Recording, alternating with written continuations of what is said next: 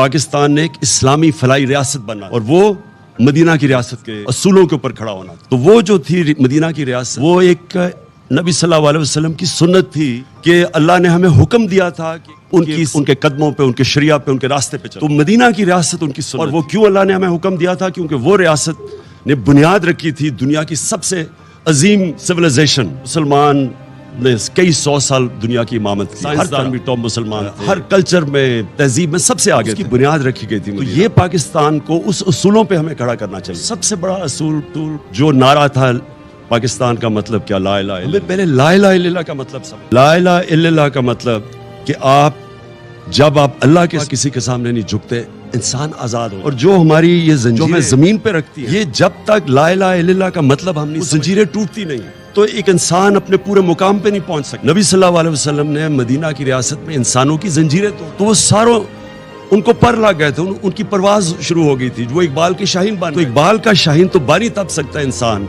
جب وہ اپنی زنجیریں توڑتا ہے جو ہمیں زمین پہ رکھتے ہیں. سب سے بڑی زنجیر ہے خوف کی زنجیر. یہ جو خوف ہے، جو قرآن میں اللہ کہتا ہے کہ جو لوگ ایمان لے آئیں میں ان کے خوف دور کر دوں. خوف کیسے دور ہوتے ہیں؟ جب اپنی زنجیریں توڑتے ہیں. خوف کی موت کا ڈر، مجھے کوئی ذلیل کر دے گا. اللہ نے اپنے ہاتھ میں ذلت رکھ. رزق کا ڈر کہ میری روزگار نہ چلے. یہ سارے وہ خوف انسان کو کی پرواز روکتے ہیں. تو علامہ اقبال نے جب کہا نا کہ اس رزق موت اچھی ہے جس رزق سے پرواز میں کوتاہی، جو چیز انسان کو اپنے مقام پہ پہنچنے کی، لا الہ الا اللہ ایک ایسا چیز ہے جو سب کچھ زنجیریں توڑ دیتا ہے. میں آج جو اس رات پہ اپنی قوم کو کہتا ہوں کہ دعا کریں. یہ جو ہماری آزادی، ہماری پرواز کے راستے میں ایک باہر سے مداخلت اور پھر سازش، ایک پتلے بٹھائے گئے ہیں، سب کو دعا کرنا چاہیے کہ ہماری یہ پرواز جو روک رہی ہے، جو قوم نے عظیم قوم، اس کے لیے ہم اپنی زنجیریں توڑیں، ہم آگے بڑھ سکیں. ہم غلامی کی زنجیریں، سب کو اس کی دعا کرنی چاہیے. کیونکہ کبھی بھی کوئی انسان بڑا انسان نہیں بن سکتا جس کے ذہنی غلامی ہو.